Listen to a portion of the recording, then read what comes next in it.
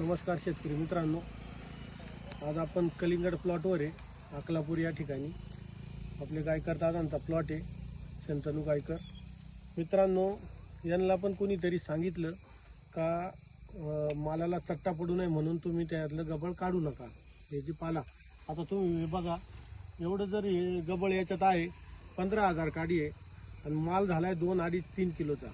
3 kilo ते एखादा अर्धा असेल, पण माल झालाय 2 किलोचा आणि माल पिकायला तयार नाहीये.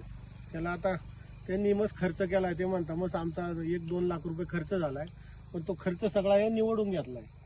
आणि एवढं तुम्ही जर गबाळ ठेवता तर उपयोग नाही. तुम्ही उन्हाळ्यात सुद्धा ठेवू नका, मी सांगतो तुम्हाला. कारण उन्हाळ्यात जरी ठेवलं तर तुमच्या मालाची साईज होणार नाही.